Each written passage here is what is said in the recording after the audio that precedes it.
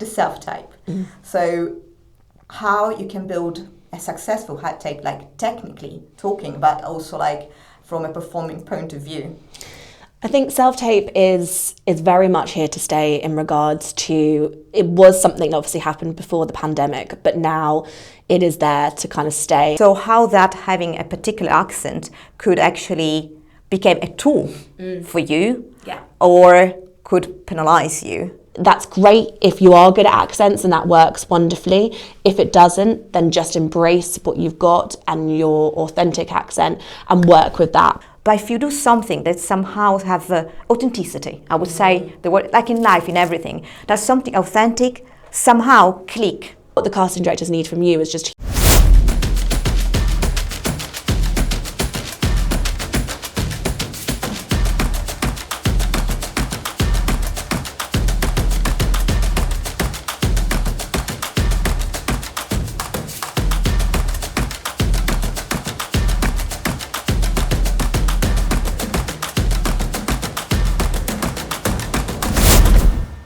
Hi and welcome to the PK52 podcast channel. We are here today at Spotlight, the home of casting, with Mel Brown. It's amazing, we are so excited. So I want to leave the word to Mel to speak a little bit about Spotlight and about herself, and then we dive into the questions.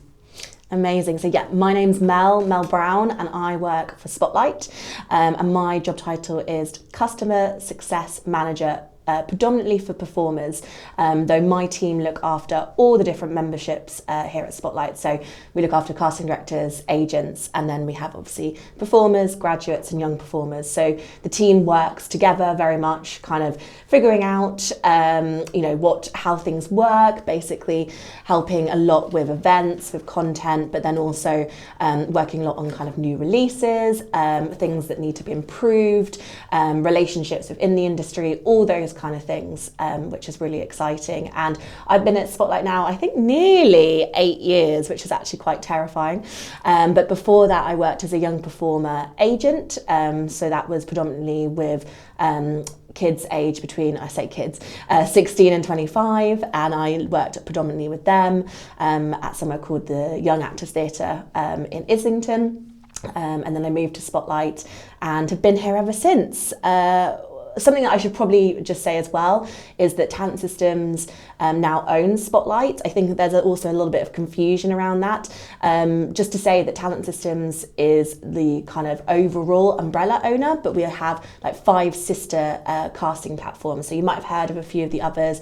There's Casting Networks, there's like Cast at Frontier, there's Staff Me Up, Cast at Reach, and these are all separate platforms that we are kind of owned by Talent Systems, who are the umbrella companies. So I know there's a lot of conversation sometimes, but Spotlight still completely operates independently, and the history it speaks for itself. Obviously we were founded in 1927, so if you can do the maths, we're not too far off our 100th birthday. So that's a lot of history there. So hopefully that gives you a little bit of an idea of who I am and how I came into the industry. Yeah, I remember before I moved to London, a friend of mine, actor, would say, first things you need to do, it's Spotlight. I was okay, wow.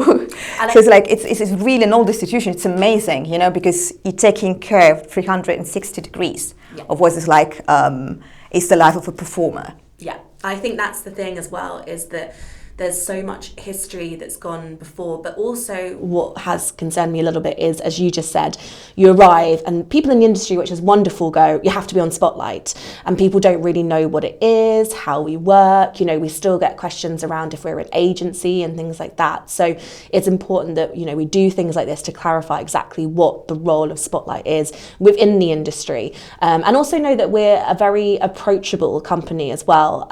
We're always open to feedback and things. I think sometimes the members do get a little bit frustrated sometimes when they want something to move a little bit quicker, and I totally get that as well, but there is a lot that we have to kind of build upon. So it's not just sometimes a tool feeding just for performers, it interlinks the whole system, and we have to think about how it reacts with our casting directors, with our agents, and then with our performing members. So there's a lot of kind of integration that goes into that, from product to tech check. And yes, sometimes it would be nice to things move just a little bit quicker than they do, but we get there. Yeah, I mean, I saw like a lot of changes coming through this year and like growing and growing and growing, which is already fantastic. Yeah. I want to start asking you some of like the main topics coming with this fast growing and changing is about the self-tape. So how you can build a successful tape, like technically talking, but also like from a performing point of view.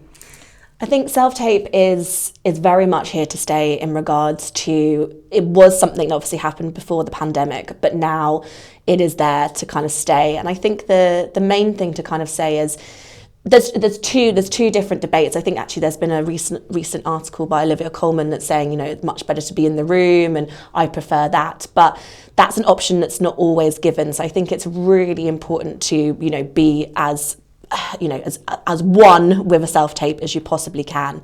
There are opportunities to be back in the room, especially around kind of theatre. I think we appreciate that that's a slightly difficult skill sometimes to audition with that kind of side of the industry. And obviously as you go down the process, maybe if you get into chemistry reads and things like that, casting directors will be doing, you know, the latter stages of the casting in person. But as you say, self-tape is kind of here to stay. And I would, this is going to sound, it's like a contradicting myself, but equipment is important, but also not to worry about things so much. The thing that we get told by the casting directors so often is as long as you have it very clearly, a clear kind of background as much as you possibly can, and it goes for the fundamentals, the sound, the lighting, the framing. Many people still are off slightly with their framing. It is still just, you know, your head and shoulders, which is predominantly, unless, of course, the casting director specifies something else. If they have in their instructions said something different, you must always follow those instructions.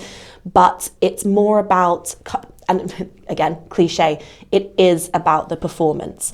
I'll get questions about the reader or, you know, like, oh, they haven't done a good enough job or this or that.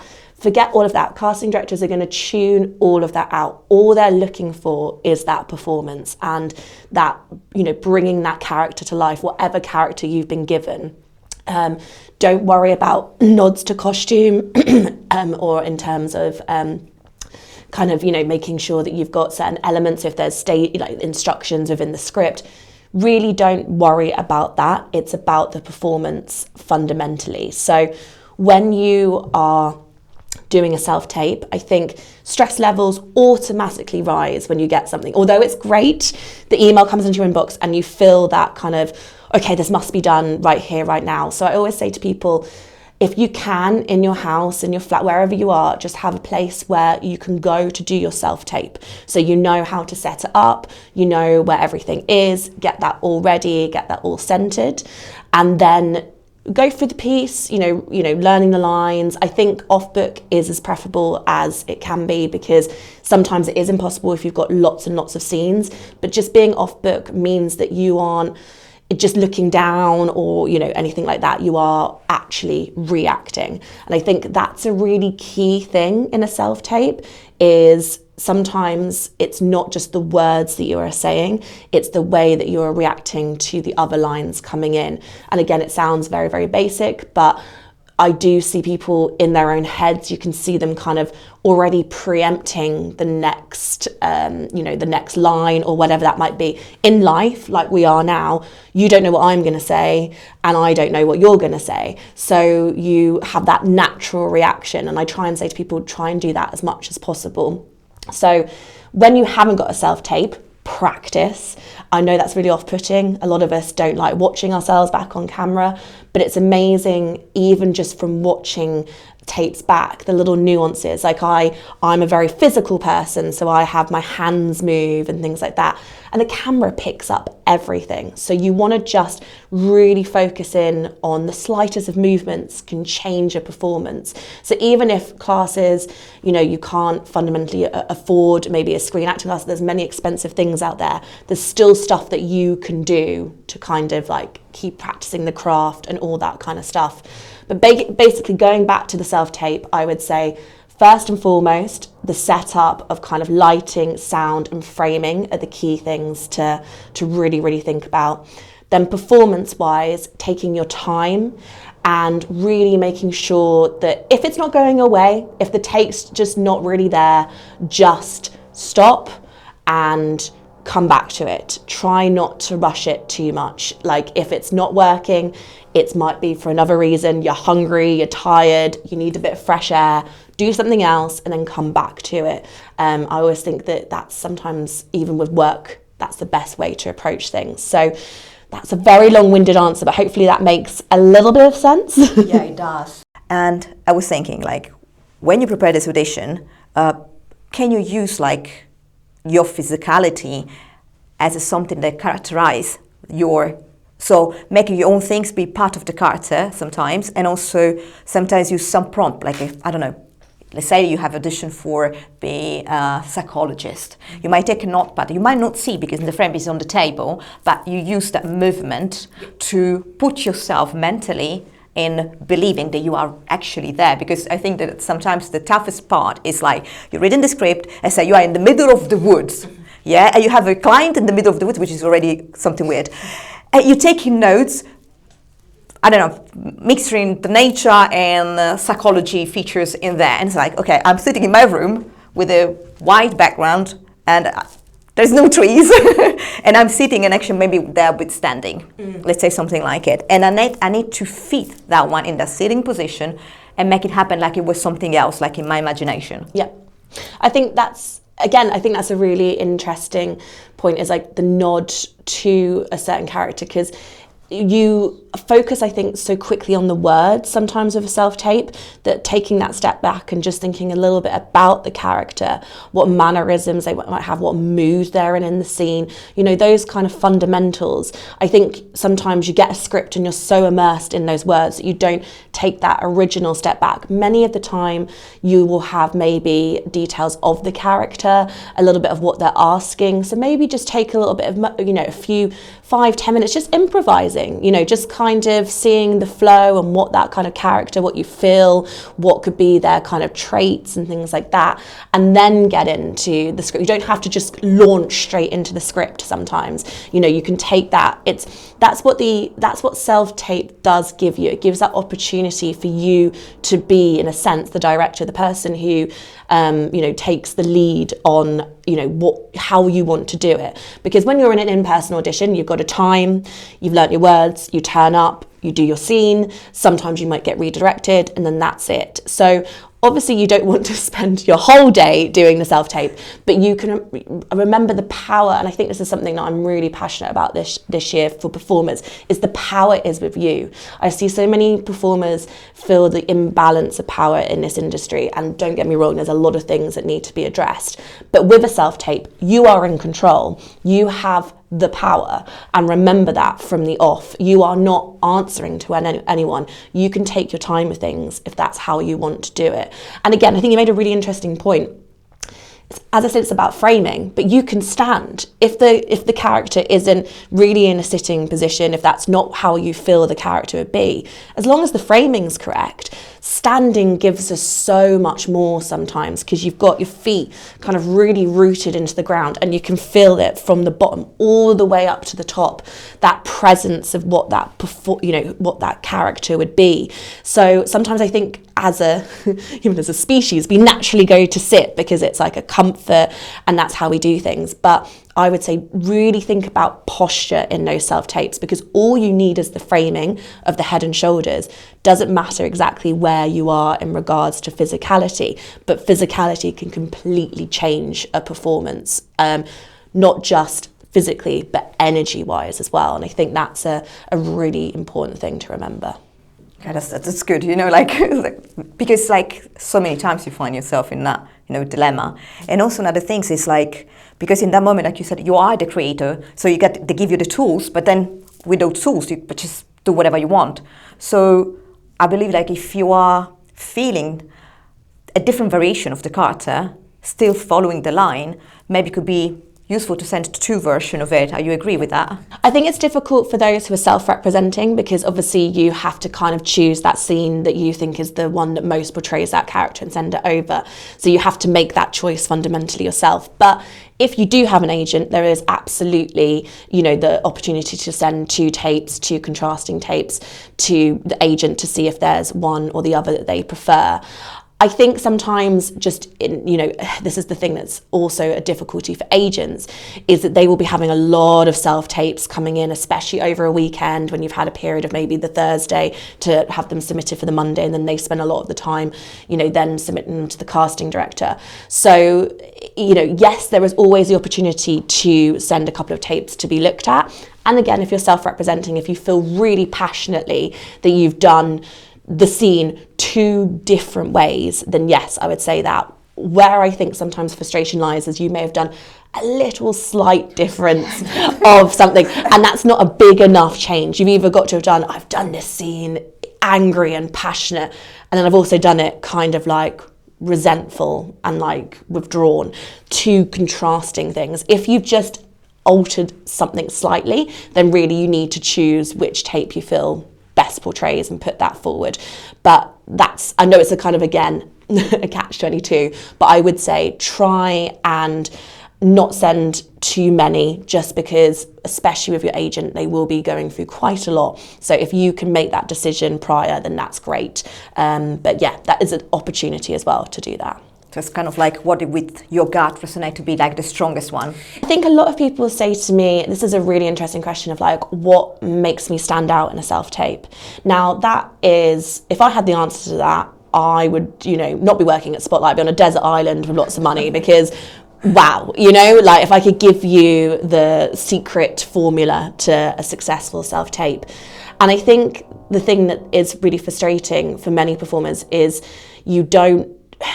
what happens with not being in the room anymore is you don't get that reaction.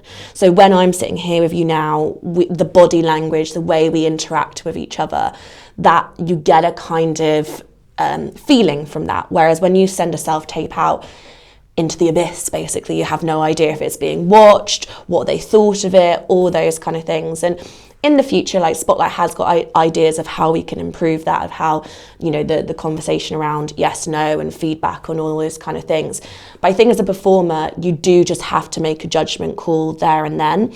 And it may not be the right one, but the main thing with casting is that you send that tape, and if you're not right for that role, you're not right for that role. But getting in front of that casting director, being seen, is such a great thing. Remember that, because they've seen you perform. It might just not be for this particular thing, but they may come back 6 months, 2 years' time and say, oh, I'd love to audition you for this. Now I think this is more your skill set, kind of thing.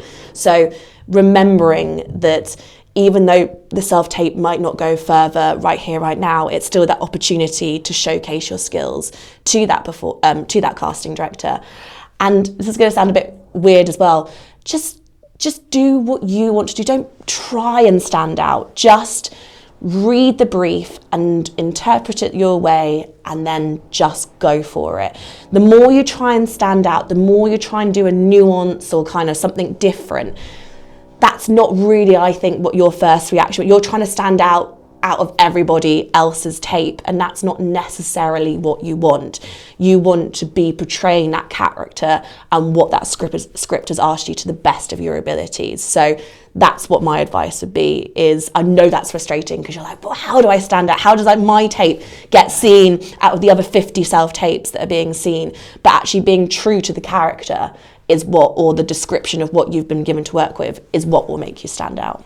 Also because like once in one podcast we interviewed a director, and also like, when you choose it, he would say, sometimes you might have like, I put a narrow the people that I like more, but sometimes that it's not about like how good you are, it's also in the combination of the other characters. So if I see those three actors interacting between them, and I feel the energy interacting better between them, that is the choice that I do instead. So you might be like, all of the other people that put in there, they were all good, and I will remember them.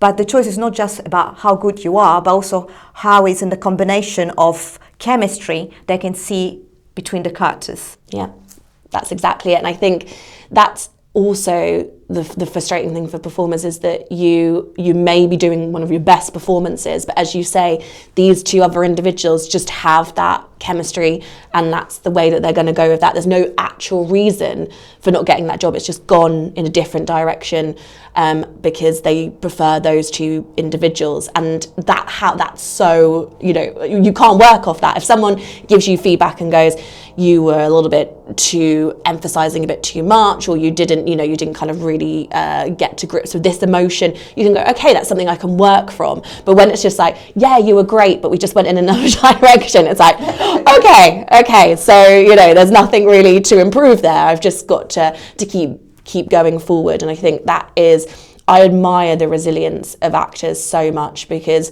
you do hear so frequently no's, and you have to be a strong individual who just takes that and goes, that wasn't my next step, let's just keep moving forward. And that is an amazing quality to have. That's not many people in this world have that tenacity, is what I would say, to keep going and keep pushing, even when rejection in life is hard. And I think it's one of those things that in life that we don't really talk about. We never talk about our failures. We want to just always be successful and doing okay. But that great podcast with Elizabeth Day, where she talks about her failures and actually how your failures or rejection may actually be the best thing for you. In a weird way, that does make sense sometimes, because you grow from that and then move forward into something else. So at the time it might feel rubbish. Yeah, but then it's true, with age, I learned this myself, at the beginning, you believe not having any answer. Why don't want to reply? It's like, and then more you go forward, you more understand how is the chain of it's a big chain of people working, and it's nothing personal. It just, literally nothing personal. So even your performance, I've been doing once, I remember an audition, I never heard from them for 2 years, because apparently the production got stopped. And then I received a phone call, oh hi, you did an audition with us, and I was just sleeping, so I woke up and was like, I will call you for this role, you got the role. I didn't even audition for that role, I auditioned for something else. Yeah. It's in the same production, but they called me for a different character. Yeah. I then forgot about it 2 years later, but they didn't. Yeah. That was the key thing. Yeah. So when you're on this side, you might think, oh yeah, because they see many people, so they will not remember me. But if you do something that somehow have authenticity, I would say, the word, like in life, in everything, that's something authentic, somehow click that memory. Yeah, it does. And I think the other key thing for me as well, especially I would say to people coming into the industry, is, I don't know, it must be so easy for me to say, but do not compare yourself to others. I know it's so easy to go on social media or to look at your peers and to see Fred got his first West End contract a day after graduating, and you go, well, why wasn't that me?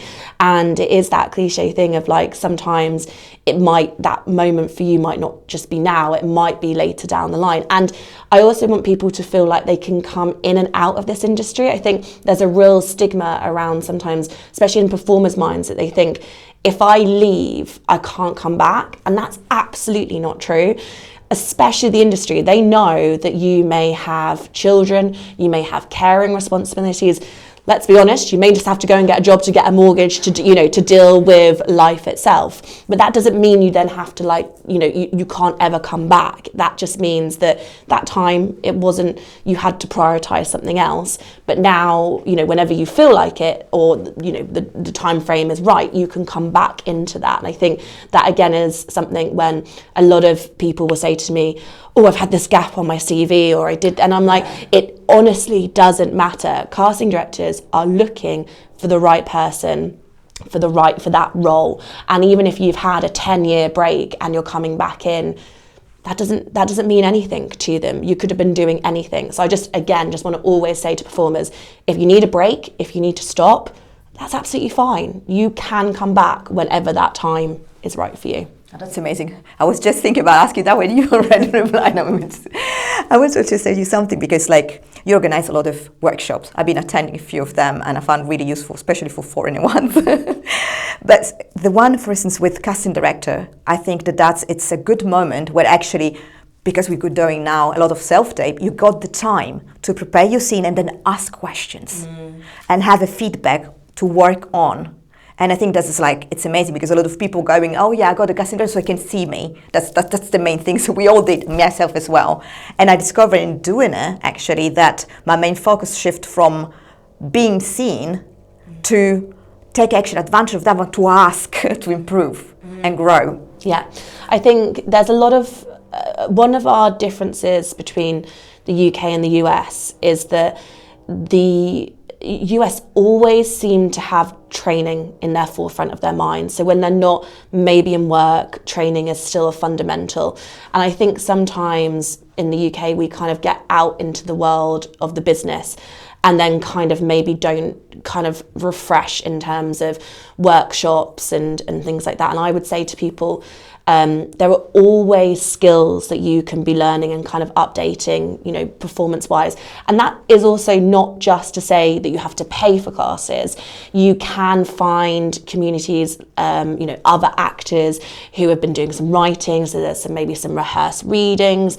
You might maybe want to meet up every month and do some improvisation. It doesn't have to be, you know, something that you know, is organised for you. You can, some of the most successful companies are born of people, you know, kind of just coming into the industry going, oh, it's a bit challenging waiting just for the phone to call. So let's get up and kind of do stuff, you know, like as we can.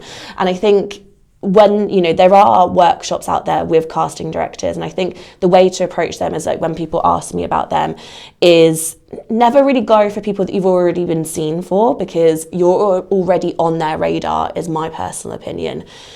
Think about if there is a casting director one that you want to go to, you know, it's not, and as the CDG fundamentally say in their guidelines, it's not an audition. It's there for a learning experience to see their kind of, you know, what they expect of people who are doing self-tapes or in-person auditions and things like that. So as you said, with the right approach of just going in and learning from others as well. I think that's a really key point, is that obviously, yes, your turn in the room is very important, but you can learn so much from other people and, you know, how they're doing things. And I think that's a definitely something to consider. But I would always say to actors, just finding your community as well. And from these, if you go to a workshop, you know, swap numbers, see if you can meet up, build that kind of connection, because this industry is so lonely and it can also feel competitive as well. But ultimately, we're all in it together. So it's so much better if you do have that kind of community feel and people that you can ask questions to and kind of, you know, have that you know, kind of thought process and talk things through. Because yes, your agent, if you do have one, is wonderful, but they are busy people, as we know. They can't sometimes always have those conversations and sit down. They've got very busy day-to-day. So having people, and that doesn't just mean actors as well, directors, writers, you know, joining a community of people, because people say to me a lot of the time, how do I network? And we all hate the word network, but that is fundamentally just approaching people in your class, maybe swapping socials or something like that, keeping in touch. You've then also got the other side of things where you might want to, you know, reach out and, you know, join something in regards to, it might be, I don't know, I'm sort of talking like, you know, BAFTA, BFI, they all have like certain things that you can sometimes be a part of, and hopefully then meet like-minded people and, you know, kind of come together, is what I'm trying to say. So don't always look in different places for networking, and also people that you've worked with previously, because just approaching them with an email, just being like, oh, I see you're working on this, you know, like, this sounds great, you know, if you could, you know, send my CV over to the casting team, I'd really appreciate it. I think we sometimes see that as being a bit too pushy in the industry, but look at this, for example, this podcast. You approached me at the Actors Expo, and we couldn't get it together for a year or so, but then it was still there, and then it was the right opportunity, and we did it. But you reached out, and that's the difference, is that you never know when that connection could come through. So that's what I say to people, is like, even if you don't get an instant, you know, reaction to something you put out there, make sure that you kind of keep coming back to things, because that is the fundamental of networking. And then it's true, because like, if you think like, if we, I remember like, I come from Italy, so in Italy it's like it's smaller for sure. Like, you know, you go in Rome, every networking is smaller than and easier to network bigger, because many times you go like in a cafe and all the actors and directors go in that cafe. So eventually you end up to know everybody because you go in the same place every day. Yeah. So, but it's true that things, a lot of stuff in my life, it happened because a friend that was studying to be a director knew a director of things, like, oh, he was looking for a Polish guy because I'm half Polish for this role, and she's like, I think you'll be perfect. Can I put you in contact? I said, yes, please. And that then pushed me, like, because another people came there to see it, and then like that person called, and then it comes like kind of a chain. Yeah. And then of course more you're there, more you know, more expanding, and somehow you begin to work just because of that. And then over top of that, of course, it's like you have the audition, so a lot of things combining together. But like you said, networking is essential. It just here, like when you come in London, especially for foreigner or for people that are coming out from the school, yeah, they say, okay, except for the school where I can go, but you're already in the networking there. Just use where you are, because that is already. It's like I found that like the majority is like going in the workshops, for instance. Yeah. You meet people, and I'm also like very much about passing things forwards as well. I think there's a great meme that's always like, I really appreciate the people who put my name into a room which I haven't got access to yet. And I think that's such a lovely thing, because I do believe things come round. So if you know of an opportunity and you know that someone would be good at it, putting that person forward for it, because, you know, that again, hopefully that will come back to you at a certain point as well. It all kind of, you know, fills out the room, and kind of, you know, if as long as you can kind of keep that momentum going, definitely about kind of passing things forward as well. And just you know, reach out, because I think a lot of people go, what if I don't A, get a response, or B, you know, like it's a no. Yeah, it's not easy to hear, but also you never know, it might be a yes. So it's how you kind of, you know, how do you see life, glass half empty, half full. I'm someone who will just take it and just email someone off the back of something and be like, yeah, would you like to do this? And you might not hear from them, but then again, you might also hear from them, and that's, you know, that then propels something forward. It's like kind of like, don't put expectation there. Put it out. If it happens, it's a blessing. If it doesn't happen now, doesn't mean it will not happen. So it's kind of like even with audition, just do it and let it go. Don't think about too much. Focus on the next step, because eventually you might not know now because we don't see the future.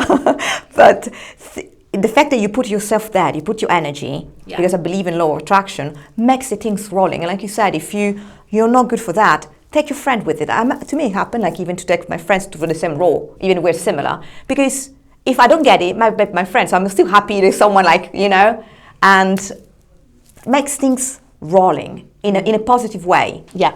And I think I love that point about energy as well. I think really, and as we were kind of saying that with self-tapes as well, really think about the energy that you enter a room and things like that, because it can really affect, you know, how you move forward with stuff. And it's one of the things, like, I've been fortunate enough to do a bit of therapy in my life, but one of the things that I really can say fundamentally is something that I learned maybe a couple of years in, but how you talk to yourself is so important. If you're already in the mindset of like, I'm not going to get this, I'm not doing very well, everything is really rubbish, it really does feed into that energy and what you are giving out.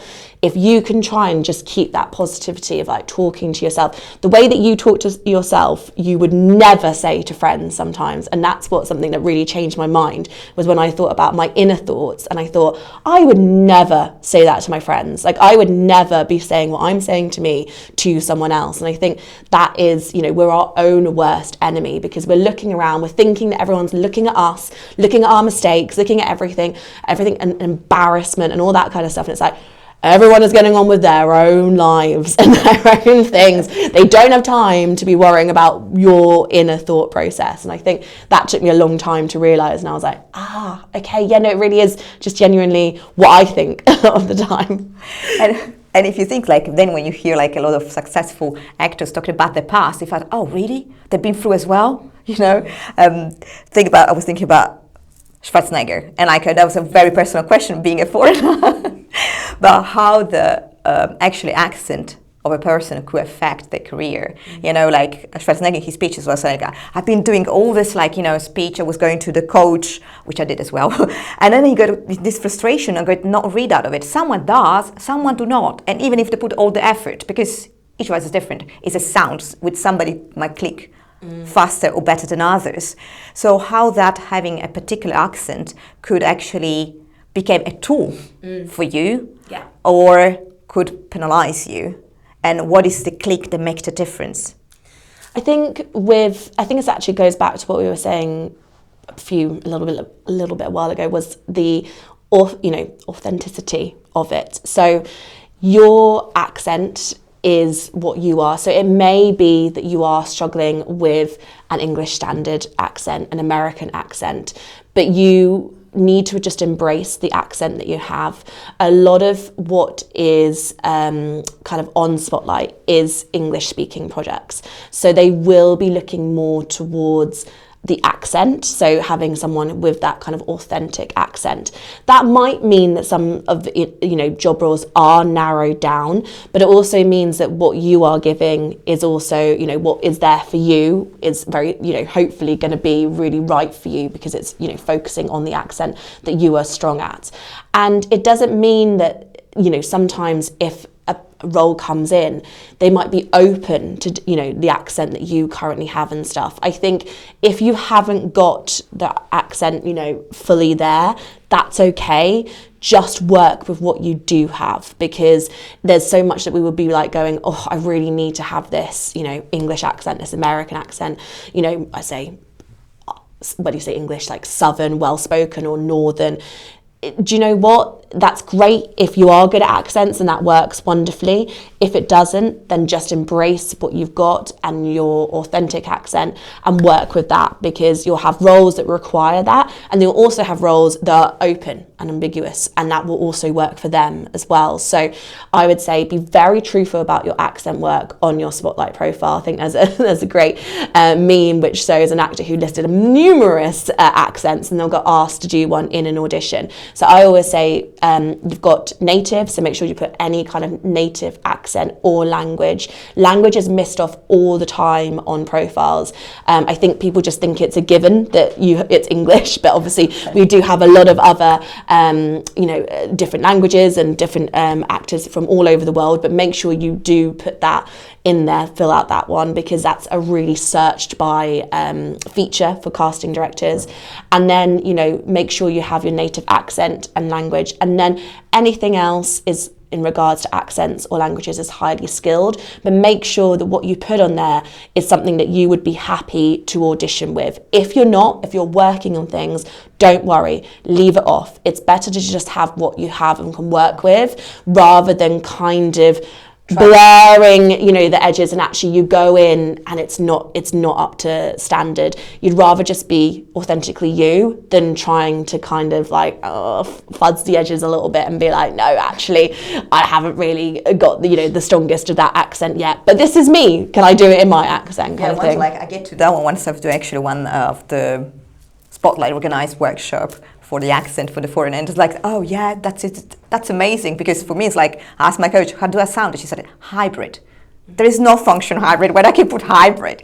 And like when I was trying to do like something like Italian one, I being sound Russian, so okay, that's a bit confusing. Okay. And then like as soon as like just be true to yourself, like you say, like just work with what you have, because at the beginning was like, oh no, doesn't sound right. So instead of focusing on your character and be authentic, you be focused on the accent goes so wrong, sounds a bit weird. Just be. Then let them do. Yeah, exactly. Do your best that you can, and just trust that. Then if it happens, it happens. If it doesn't happen at the time. And I do think especially for our international performers, really focus on your language skills as well. Language, although Spotlight does have predominantly English speaking projects, we are widening out even more into Europe, so other languages are coming into play with scripts. And I think one thing that is always so important if you are an international performer is have an English speaking reel, and then another reel of you acting in that other accent, because again, that can just be so helpful for those casting directors to see you in your native language as well, because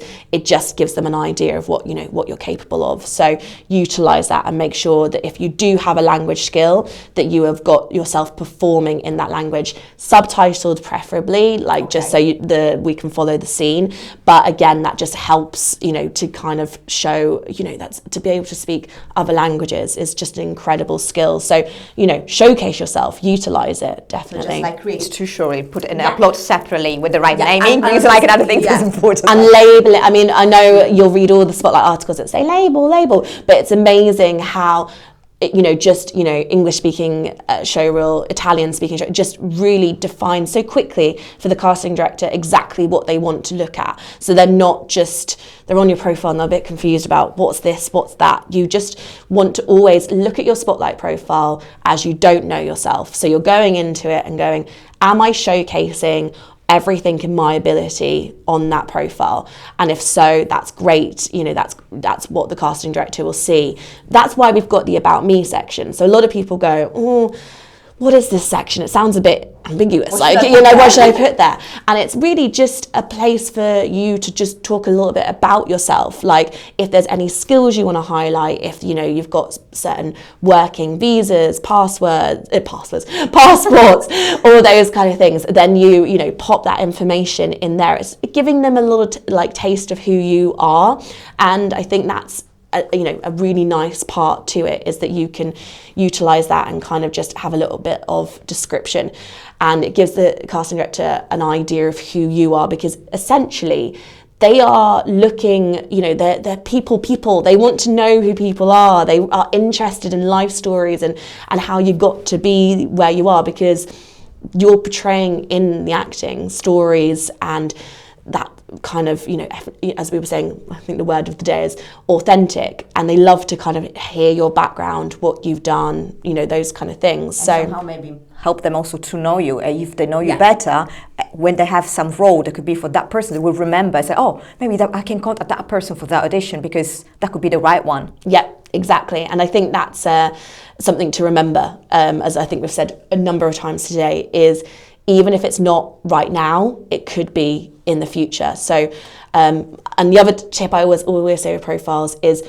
quality over quantity. Don't overpopulate it. Like a little bit we were saying with the accents, just do what you can do. Don't stress about adding anything because you see someone else's profile, they've got more things. Oh no, I should be adding them. If that's not a skill you don't have right now, that's absolutely fine. Don't put it down. Just put what you would feel comfortable doing. And I say to people, is that skill something you would feel comfortable taking on set, taking on stage, taking, into an audition? Yes, put it down. No, don't put it down. That's literally the rule of thumb. That's very good. And in terms of headshots, because now I'm seeing more different tendency. So rather than it was the head and shoulders, seeing more portraiture coming, more fine art. Some people wanting more prompt, brighter, colorful background. They're all good because we have tons of good headshots photography, which is fantastic. But they have different style. So, and I notice also talking with different casting directors that each one has different preferences. So what is the things that I actually an actor will looking for when they're looking for a headshot photographer? Because it's an investment. It is. But you got for 1.5 years, unless you're younger, you need to do it more often. Yeah. I think that's a key thing of the whole talk as well. Every casting director you could interview here today, every single casting director have the same set of questions and they will answer them ever slightly differently, and that is so not helpful, because obviously there is not a rule of thumb that you can follow and be like, I've pleased everybody, this is amazing. So you do have to kind of also lean into what you want and kind of how you want to express yourself as well. I would say with headshots, still with Spotlight, because of the way that headshots, so when you are suggested for a role, whether that's you self-representing or your agent putting you forward on Spotlight, it's still very small. So we still recommend the head and shoulders, just because that gets you really into the frame and you can be seen, a lot more closely. Torso shots or kind of further away, kind of maybe editorial, means that you're further distance back, so may not always catch the eye of a casting director. So at the moment, we're still kind of saying Head and Shoulders is the preferable for a spotlight kind of profile. I would say really think about when you are looking for a headshot photographer, there's a lot of people who share their profiles, kind of actors who share it on social and things like that. Take a look through them. Is there a headshot photographer that you stumble across on someone's, because they're always, kind of credited on the headshot? Have a look into them. Basically, do you like their style? What works? What doesn't work? I would say, again, what we were kind of referring to earlier, you are in control of it. And that's the main thing, is don't rush decisions. Don't go, oh, George down the road, and I'm just going to use that person. Really do your research, because for what works for one person will not work for someone else. But I think, again, you are in control of that headshot session. Take a lot of outfits, to kind of just see what you and the photographer on the day kind of feel fits in. Naturally, a lot of people go for very dark, black kind of, I think we're kind of institutionalized to think like acting, we must wear black kind of thing, and rehearsal suits you for sure, there's 100%. But there's a lot to say about your complexion, and to really think about colours that really contrast with your eye colour, because again, that makes you pop, that makes you stand out a little bit from the background, which is really lovely. So I would say that is something to think about when you're going into the headshot session, is really what outfits are you taking with you. Like, again, it goes without saying, like, no prints, nothing that will distract. You want bold colours that suit your complexion, that will make you pop. Like, that's what you're wanting. You're wanting that casting director to be scrolling through profiles and be like, boom, that's a great headshot. And make sure that when you're in there, to really try a variety of expressions. I say this numerous times, but it's so frustrating to see lovely headshots, but the same expression 5 times in a row. You really want to have that variety, because depending on what role you're going forward for, you can change up that particular headshot. So you obviously, for the kind of smiley, happy-go-lucky role, you're not going to use the beaming smile face one. If you're going for like a serious role, you'll want the one that's a bit more reflective or angry or sad. Think about expression a lot more than I am playing a certain role, if that makes sense, because that's where the casting director is leaning into. That's where they'll be kind of, you want a blank canvas, so they'll be able to kind of see you as you are in regards to the role. They just want to kind of see expression and kind of variety in that way, if that makes sense. Yeah, I mean, like, I had like sometimes like have some session with people coming like, I want to go for those characters, but forget about the character. We can get the character working on your vibration. We all have spectrum. We are mom, father, sisters, brother. We are like sometimes we have to be mean. Sometimes we are really kind. We are all these type of spectrums in a normal life. So you can showcase that one without going in the car, just being you. You can showcase all this. Exactly. And how are we going to get away from the stereotype? Because a lot of actors will say, oh, what is my casting type? Where am I? And I say to a lot of people, like, but the thing is, if you're nodding towards a lawyer, doctor, whatever stereotypical it might be, mum, and lending yourself towards that means that you're kind of still hinting into that kind of classic archetype. Like, I just want people to think that they can play anything, because your performance, you can play anything. And if we're not going to get change, and we're not going to evoke kind of like that, looking at things in a different kind of way, if we don't just change it up for people. So that's what I think people should remember, is that we want to kind of just be like, anyone can play anything, because otherwise we're kind of putting people into boxes still, and there shouldn't be any boxes. We just are performers who want to play a role, and there's no reason why that role can't be played by you unless there is really specific stipulations to that particular character. I want people to have a much more broad-minded, and I think that comes a lot from the work that we do here at Spotlight with Disability, because it's wonderful to see stories that are kind of coming to the forefront, which have someone with a disability at the forefront of that particular storyline.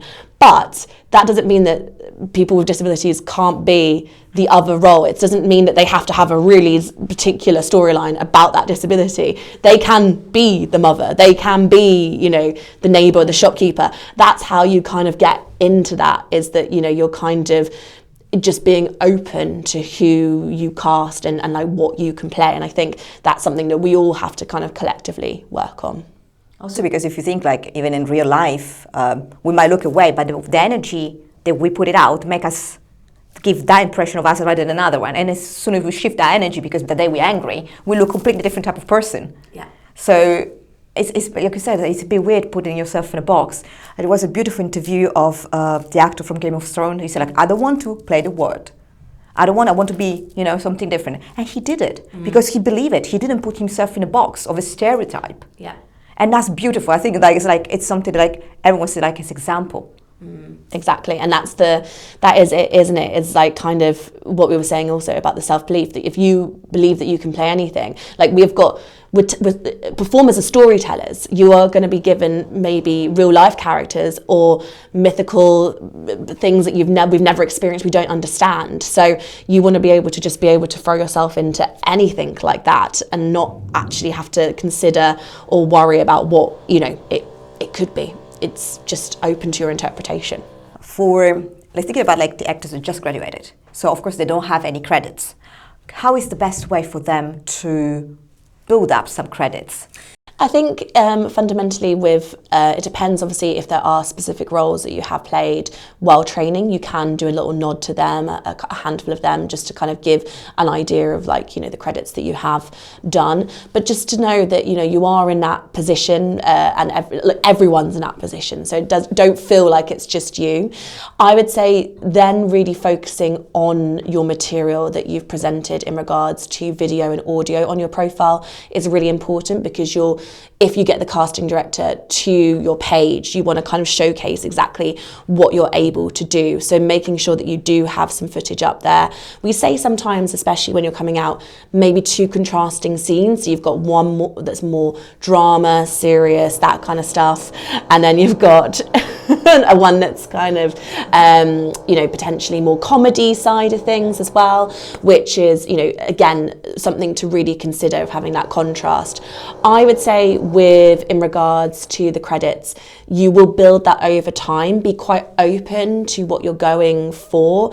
Short films can really help get you on set, get you there, get you some footage material that again you can use for show reels.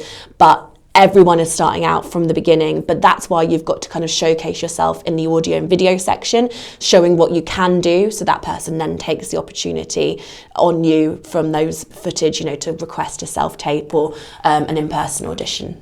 It can help like because now we can just film with a phone, it's quite easy, everything can help like putting like 2-3 friends together and maybe create your own scene ad hoc with your friends and try to create it with your phone. Of course, it's not going to be super professional, but it's still a way to showcase yourself, and then cutting in a way, you know, putting the scene together to even brief, 1 minute each scene. Yeah, it doesn't have to be long at all. I would say up to 2 minutes max. And again, a lot of people, I just say, just do it how you would record a self-tape. So just choose a scene, get a reader with you, and then just record it like you would a self-tape. Good sound, lighting, and kind of framing, and then have that reader off so you've got that there. You don't actually need to naturally orchestrate an actual scene if you don't want to, because again, that can cause, because you may not have the skills of like the directing or editing and all that kind of stuff, might make it look a little bit more unprofessional. But I would say maybe stick to the kind of self-tape rules, but then instead of obviously sending it on to be seen by a casting director, you're putting it on the profile to be viewed then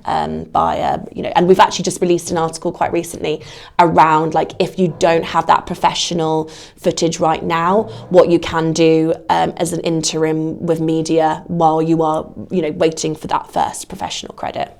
And also like when you have like talking about the reader for self-tape or even to create a scene, do you think it's better to having it in person, or does it matter if you're having like via Zoom, for instance? It's a really interesting one. Again, I get asked that quite a lot. I would always say obviously in person is best if you possibly can, but we have the world of technology. If you can set them off just to the side on a Zoom, maybe, just to have them there so that they, you've got that interaction. It is better to try and have someone reading in than kind of like, I know some people try and pause where the other lines might be, or sometimes record themselves saying it and then, have that playing. I think that it's a distraction, and probably you can see yourself being quite stressed by that. So if you do have a friend who you can just have on the other side of the phone, just there, just reading those lines, it does, I think, make a little bit of a difference. Don't worry, as I said previously, about the person reading those lines, friend, partner, family member. Their performance isn't being critiqued by the casting director, though I have in the past seen some people performing like they are being auditioned. Don't worry, casting directors are not focusing on the reader at all. They are fundamentally focusing on your performance. And as I said, the reader is there for giving you the reaction to what they're saying, what's happening. So that's their role. Their role is just feeding you the lines so that you are able to give the best performance. So just remember that it's about you and not about them. I think that's a lot of what we're saying today. The power is with you. Everything is within your control. Do not worry about the other kind of outside elements to things. Yeah, of course, if you have, I believe, like a friend is an actor, it might help you in terms of like getting the emotions. Yeah. But don't be attached on it, because you can get the emotion even with your mom. You don't know, but it happened. My ex-flatmate, she was studying to be a doctor, and she was the best person I've been doing the audition with. Yeah. Because she was like so analytic. It's like, that's not your energy. Go back. That was the other character. Go back in your character. It's like, wow. Yeah. And she was doing completely different things, but she gave me always that right push, even not being an actress. So choose your reader that can work for you. And I was going to say, of course, I think it is, it is a paid for service, but we audition again. They have readers who are in the industry regularly. Like if it is maybe a big audition, you might want to get someone who is an actor to read with you just to help you with that. And I know that's a service that they offer, that you can also be a reader yourself as well, if you're a performer, as well as kind of hiring someone to read with you. And I think that is something to contemplate. But as I said, fundamentally, it doesn't matter who the reader is. It's, about your performance. It's a plus, let's say. Yes, yeah. If you go like for something really, really big, maybe could be. Do try and consider, I think, there is a difference in roles in regards to, you will fundamentally know if there's something that you are thinking, actually, I need to kind of push the boat out a little bit for this one. Is an actor friend available for it, attempting to get that is preferable. But as you say, it's a plus. Yeah, so like mainly I believe that like for actors, like we said, like having like good professional headshots, be your audition as professional as you can. So as we say, plain background, doesn't matter, like good lighting, because now it's so cheap, everybody can just take it something like a small light with you. Yeah. It's not costing big things. Your phone, you're always on focus on it, so you don't have to bother about anything. So like it's somehow it's like, if you don't invest in yourself and you don't believe in yourself, why someone else has to? And unfortunately, or fortunately, the first things we do is through picture and videos. Yeah, and that is the way of, that's something to definitely consider, because some people do come to me, and we had sometimes advice sessions or like profile clinics here, and I've got to say, if you're not really being seen or auditions aren't coming your way, you've really got to have a think about those, either your headshots or the material that you've put on the profile, because something just isn't connecting. It tends to really be, around that side of stuff. And I think, I've had people say, oh, I'm not really feeling that scene, but I've put it on there. And I'm like, but why? Like, if you are not feeling it, then you're probably interpreting something that someone else will be like, there's nothing worse than a reaction of like, meh, you don't want that. So if you're kind of having that reaction to the scene, then it's like, no, that's not something that I want to put onto my profile. You know instinctively, I think, as an actor, that maybe something works or it doesn't. And I think that, again, is another true thing. Trust your instincts. I think there's so much of the time that you will go and ask maybe validation from somewhere else. You'll go and talk to another performer friend, your agent, a family member. actually what they say doesn't matter. It's what you predominantly feel. You are a little mini business. You are the one who is promoting yourself, and you need to follow your gut instinct. So sometimes if you've got a lot of voices saying different things, it's too much background noise. You need to just kind of focus in on exactly that, what you feel, because it's your career, and remember that it's no one else's career. Yeah, and also sometimes I find some people I'm talking about headshots, they really need to represent you, not a beauty version of you, not imperfection version of you, not all this, because we go in an era where it's everything kind of mask. It's fine, use it for your social media, it's okay. Yeah. But in terms of when you are you, if you have a freckles, I want to see your freckle, because that's 100%. What are you. Yeah. If you have a scar, I want to see your scar. If you have a beauty spot, I want to see that one. So even in that one, I know that a lot of pictures it looks more beautiful when you see super retouch in a magazine, where you are 58 and you 21. But that's not for your advantage. When you walk in and the casting director, it's who's that person? It's okay. Or your energy is completely different. It's okay, this is who? It's not going to call you anymore, because it's not true to you. So even in that one, just be, like we said before, authentic. Don't judge yourself, because the beauty is within your soul. Definitely, and I think that's the thing, isn't it? Is that you those kind of ideas of getting rid of freckles or blemishes, that makes up you. I've got this little spot underneath my eye, and I've always thought oh, should I get it taken away? And I'm but no, that's me. And I think that is, you can sometimes just be so overcritical. We see, as much as it is wonderful to see these editorial shots in magazines or on social media and things, that's not true to life. And exactly what you said with the casting directors is, you don't need to have to prepare for 2 hours of hair and makeup to go into an audition. You want to be able to say, this is my headshot, this is who I am, and go to that audition and not have to kind of worry that you don't particularly look like that. It's the thing that casting directors will say time and time again. We just need current, up-to-date headshots. And that's again also what I see with Spotlight profiles as well.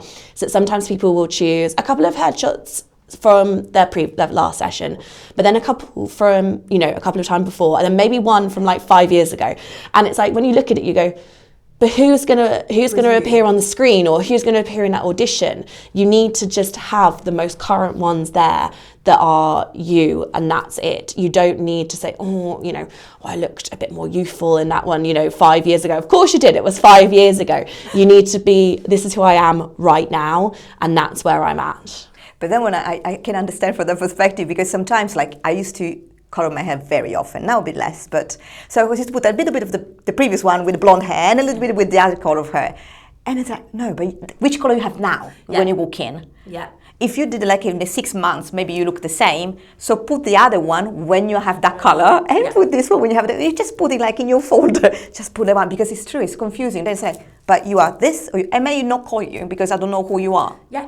And so by being not selected, because I don't have time to text you a message who you are really in the picture, the first, the second, the third, or the fourth one. Yeah, exactly. So create your spectrum, how you are. Maybe you're a photographer, and work with him or her, to work with the spectrum who you are now. In terms, like you said, your maybe could be one smiley with your spectrum of energy. And maybe, when you have long hair, put it up, put it down.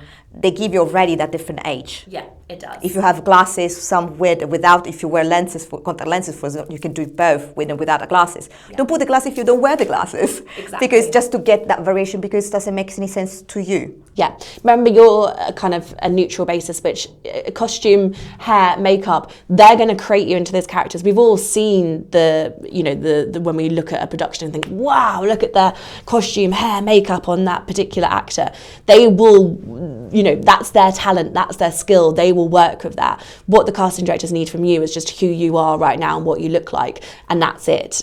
The rest is for other talented individuals to bring, the character to life in the way that it's been envisioned by the writer, by the producer, by the director. That's not your job. That's somebody else's job. So just remember that. Just, again, the through line of this, authentically you, that's the best thing that you can do. If you want to give some tips to actors, like freely, like what they have to looking at to, because some people say like what that means being authentic as well, what they need to look at to build and grow in their career in order to succeed, because success and failure, they go together. And if failure to success is not being famous. Success is achieving the next goal in your growth, in your path, I believe. So which advice you want to give to them? First of all, I would say to people, what does success look like to you? I'm very nervous about saying to people, like for performers, to give yourself goals. I see sometimes on social media, people are like, by the end of this year, I must have like 2 TV credits, 1 film credit, 3 commercials. This industry, you don't know what's coming. And that's kind of proven by being hit by COVID. Then obviously we've had the writer strikes, the actor strikes in, last year in America. And then the industry is still taking time to kind of come back from that as well. So I think it's good to have personal goals, but I don't want people to get too caught up in that, because the journey of a performer is ever changing. And I think that's fundamental. What is so important as a performer is to know who you are. So as much as it's difficult, know what your strengths are and know what your weaknesses are, because you need to look at yourself as a mini business, as a brand, and what is the skills that you bring to that table. And then also think about what skills you'd like to improve as well. Now, we've talked about accents. There might be particular skills like martial arts, or you might want to learn another language. You might want to learn a musical instrument. All these added elements can help you as a performer. So think around it as the books that you can see here today are labelled actors and actresses. And that was back in the day when we were very much kind of pigeonholing into certain things, and, society and life is very, very different.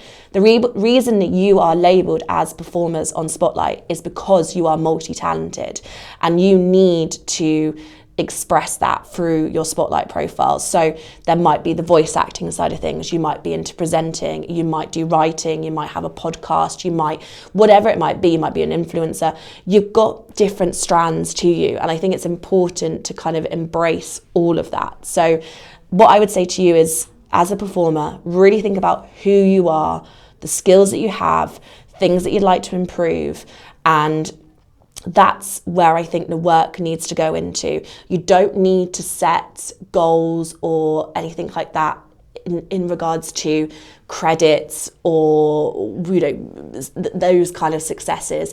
It's more about how you can move forward on your actor journey, and where those opportunities will take you.